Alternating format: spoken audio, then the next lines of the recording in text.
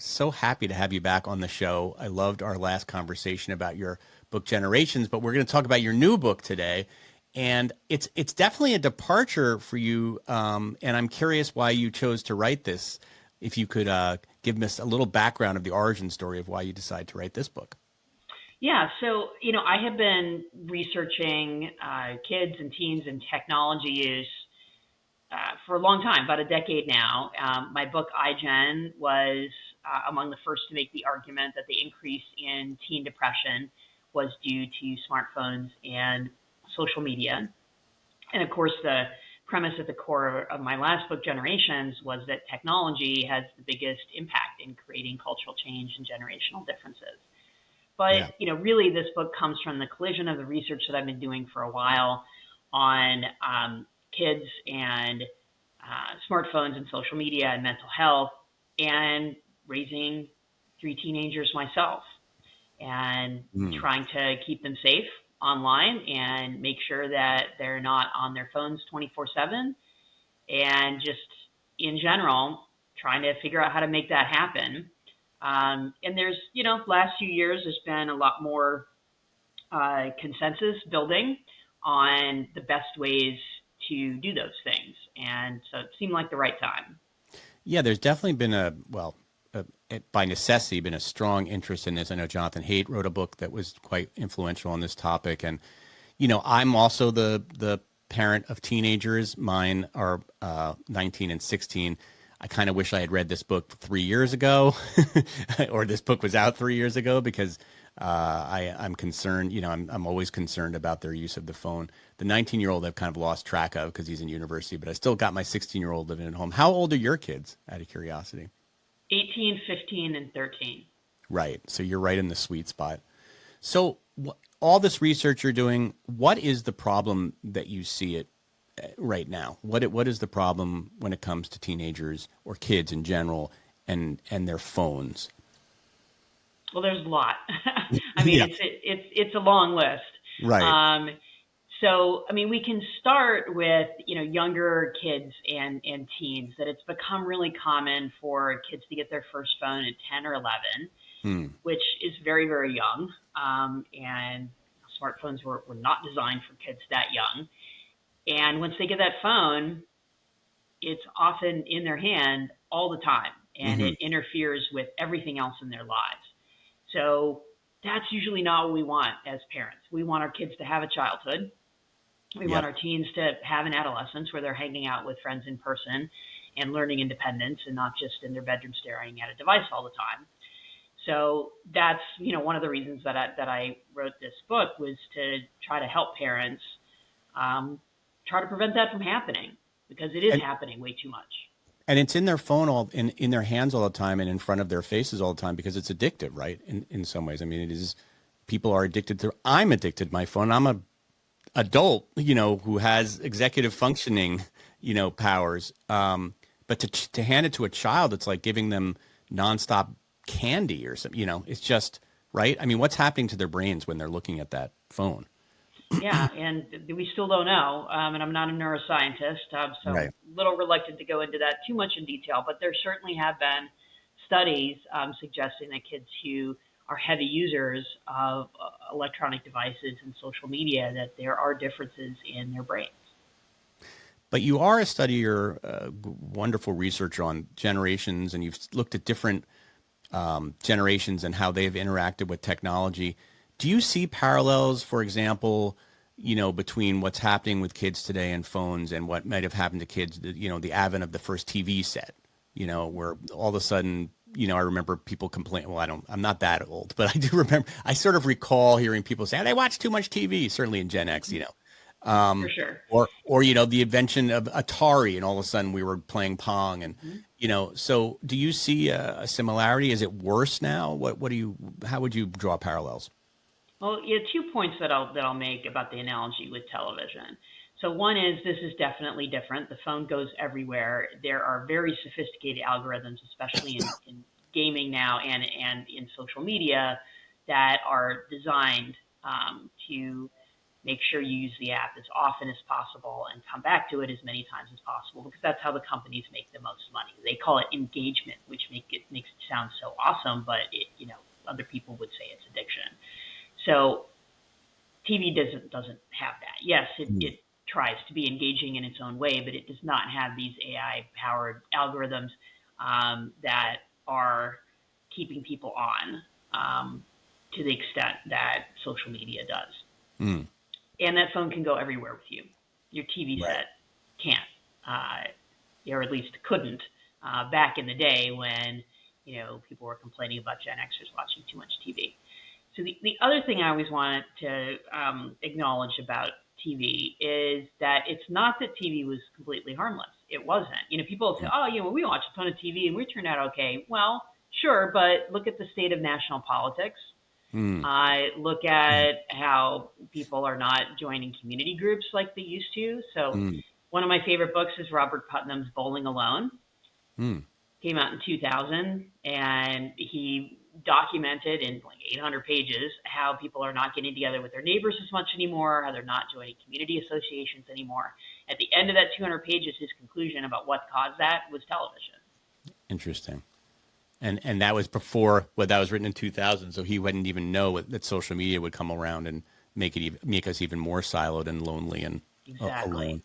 And of course, I think we've all had the experience of like going up and, our kids have a play date or something and going, and watching them, and they're all on their phones. Like they're sitting with each other, but they're all looking at their phones. It's very hard to understand that and not to be like, you guys get off your phone. I mean, of course, we're going to talk about this. We have to say get off your phones, but it really is the way that they interact with each other now. It's like phone and being together, but having the phones in front of their faces. But it doesn't have to be that way, and it shouldn't be that way. And what I think is really interesting is when I talk to middle school students and high school students, so I give talks for that group and their parents, is they know that this is a problem. They don't actually want to be staring at their phones all the time. A lot of them, like say, for example, if their school allows them to have their phones out at lunch, they will be on their phone, but sometimes they're doing that because all of their friends are on their phone and they actually hate it. So there was one 10th grader who came up to me after a talk I gave and said, I really want to talk to my friends at lunch, but I can't because they're on their phones. What should I do? And my heart broke a little bit, because what can he do?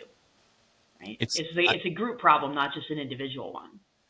I think it's such an important point. I think people underrate the amount the kids would like to be told not to be on their phones. I really found that to be my experience with my kids.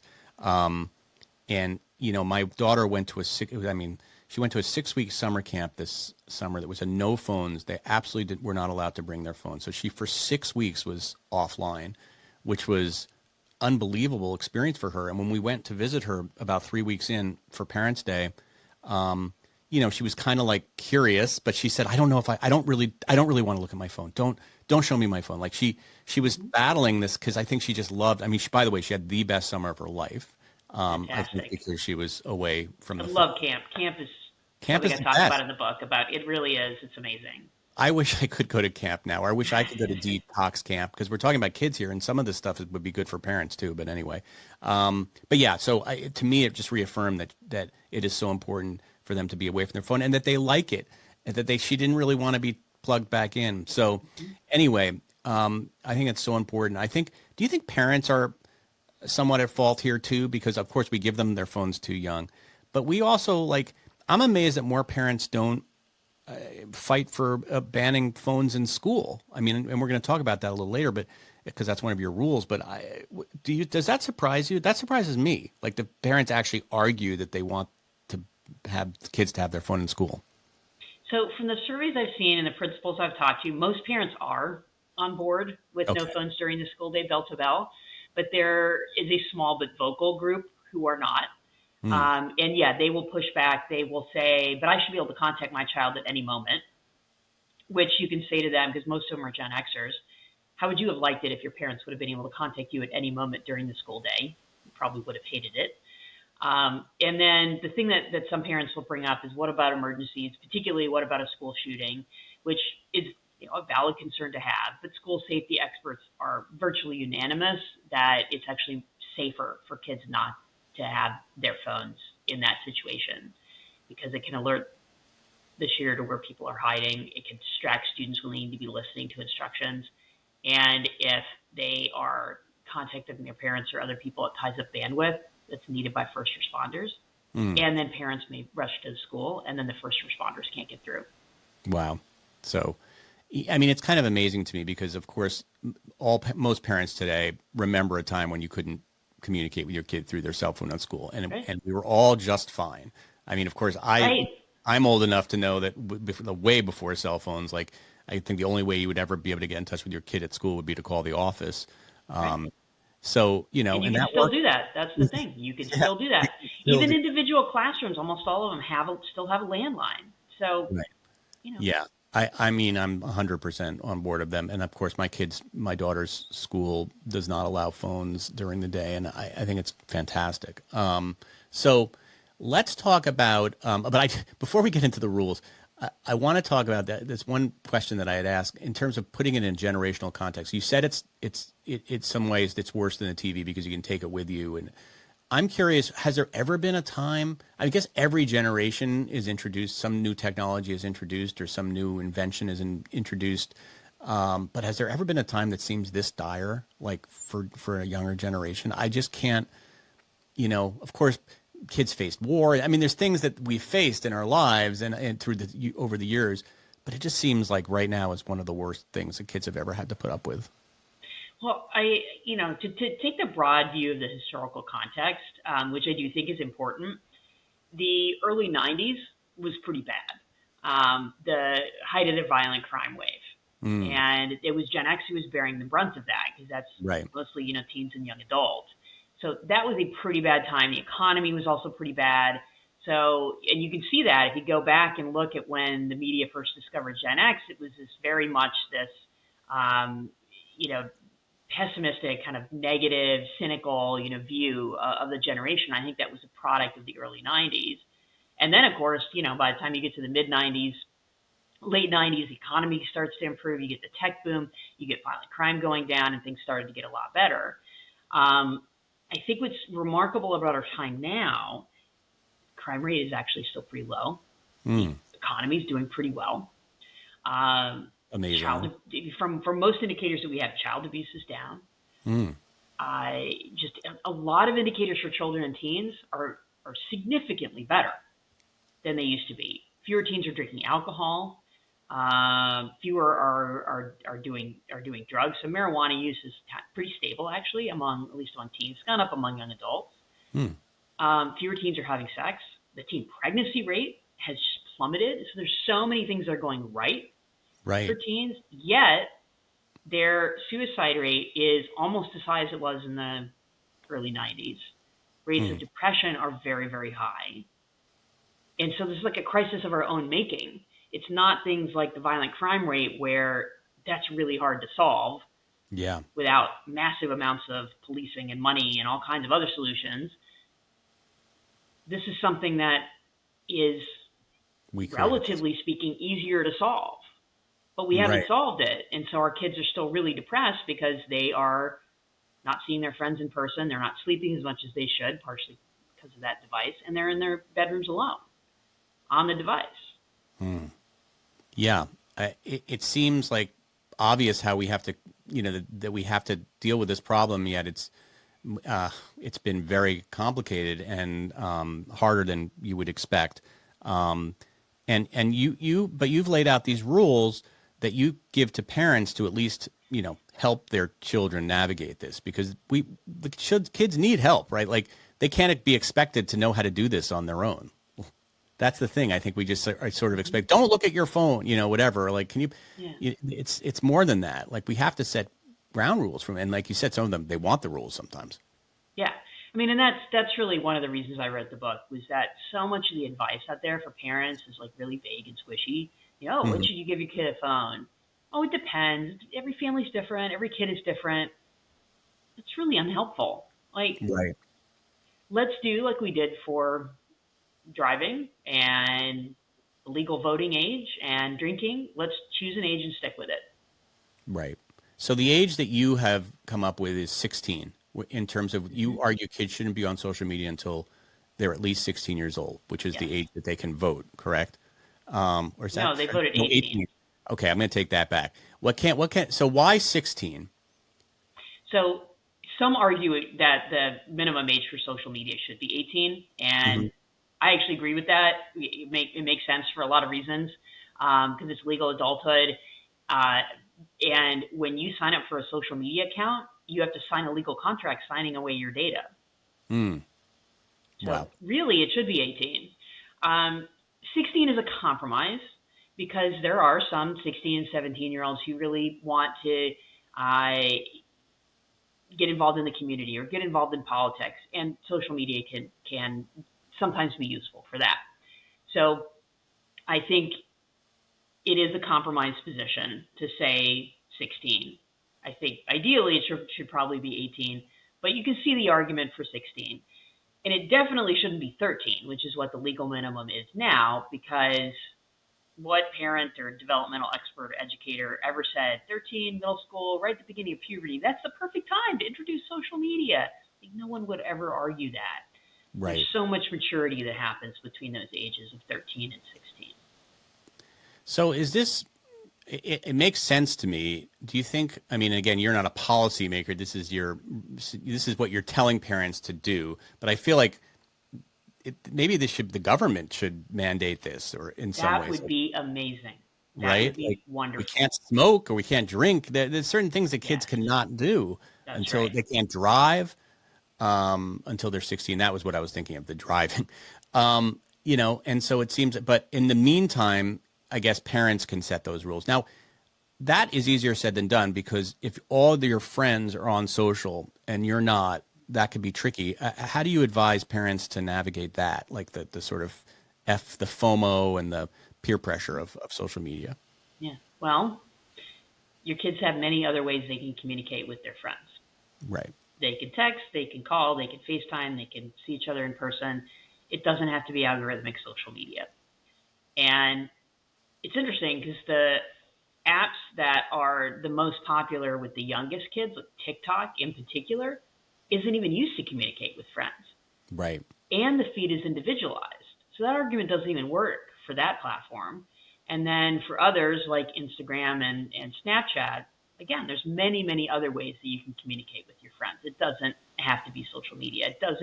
It's not an automatic recipe for social isolation by any means. I know that from my own kids and from lots of other families that I've talked to. It absolutely can work. Have you tried this with your own kids? I have. That's awesome. I wish I had. You also recommend phones that don't have all the bells and whistles so that you can't even access the apps, right? Yes. Yeah. And that's because the social media apps don't verify age.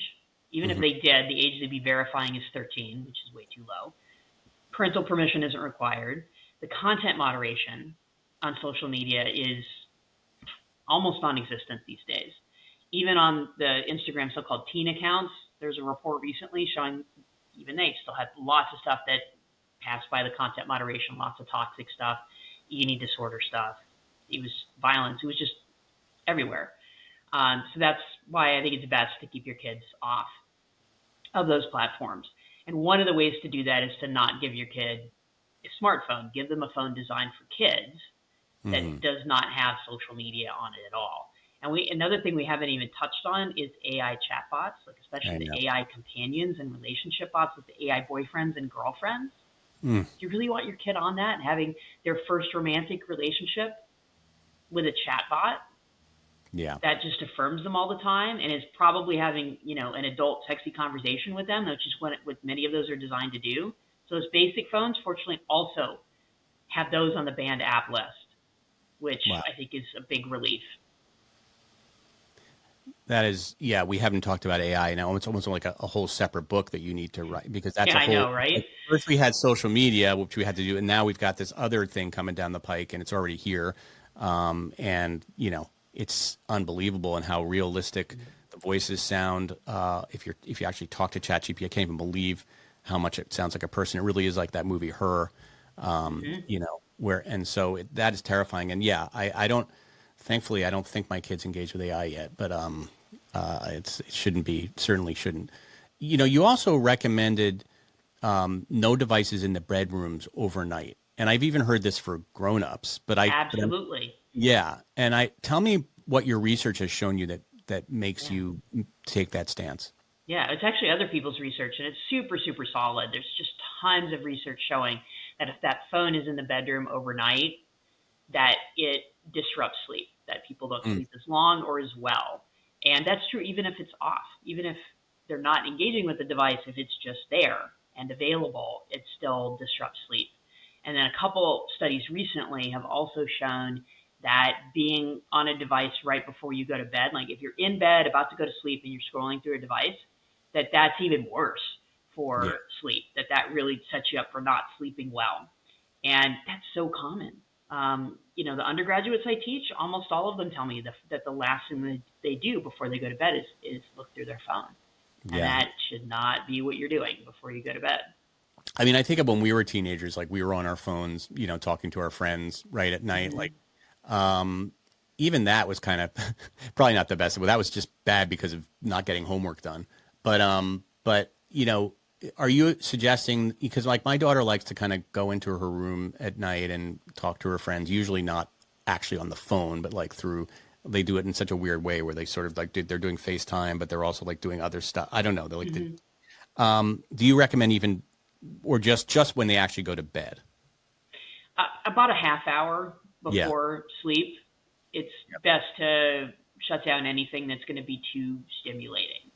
Okay. So, talking to a friend on the phone is awesome, but probably still a little too stimulating. And then the other thing is the device is there. And so if they're on FaceTime, then they're probably getting other notifications rolling in, and that's very, very stimulating.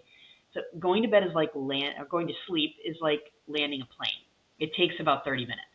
Yep. You have to do things that are more relaxing to be able to fall asleep relatively quickly and get a solid night's sleep. So you can read a book. You can watch TV, best if it's on a traditional TV. Mm. So it depends. People are different with this. Some people, it's best to read because TV is too stimulating. Other people, reading is too stimulating, so watching something on TV is better. With TV, you do have to worry about the blue light. That's also one of the reasons the devices interrupt sleep, is that the blue light in the devices shines into our eyes, tricks our brains into thinking it's still daytime, Mm. that we don't produce enough melatonin, That's which is the crazy. sleep hormone that you need. Yeah. So what I and my family do when we watch TV at night is we wear orange safety glasses. Oh, really? Yeah, so you look like a welder in your pajamas, Right. but they work. They filter out the blue light, and they're like $20 on Amazon, if not less. And are people sleep? Do you find your family sleeps pretty well?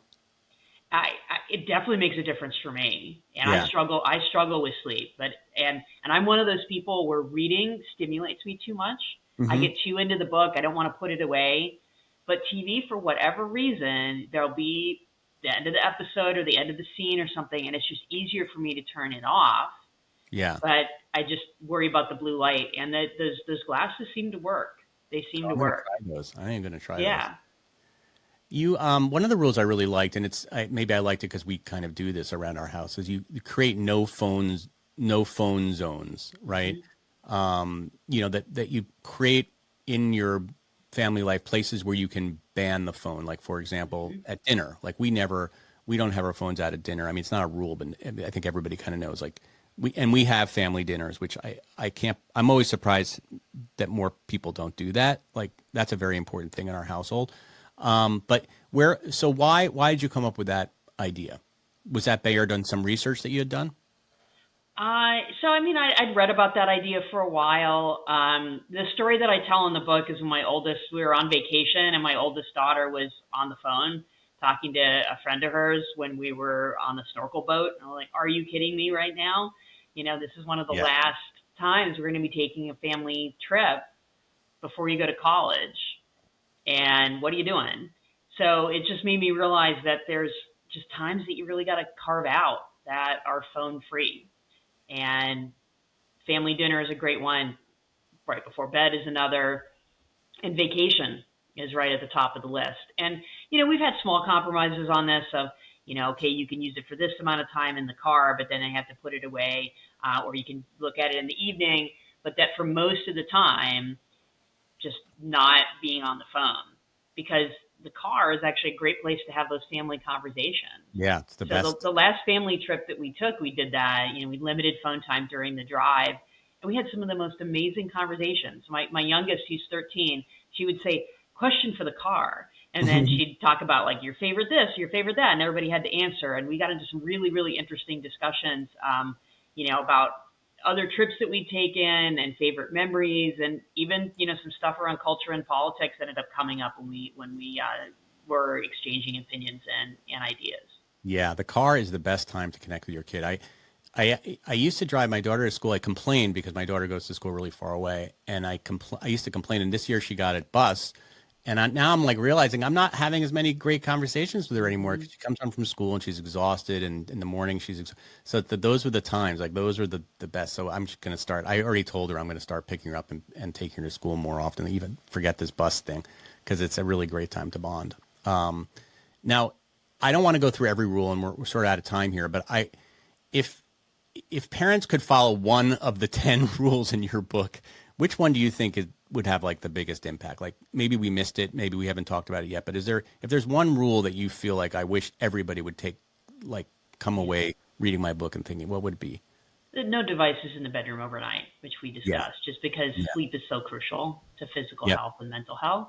If I had to choose a second one, it would probably be the one about basic phones, that the choice isn't smartphone versus flip phone anymore, that there are alternatives for the way I have it set up. You're 15 and under, and a kid who doesn't have their driver's license or is not at least 16 and making their own way, around their town, that they do not have an internet-enabled phone. They have a phone that is automatically right out of the box, not going to have social media or an internet browser or AI companion chatbot.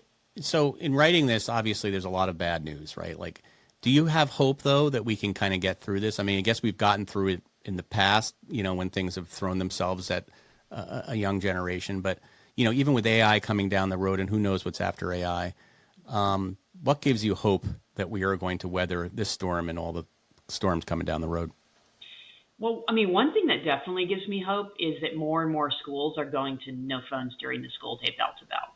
Yeah. And I hope that will be every school before long. So we still have progress to make, but there's been a lot of progress on that in the last year or two.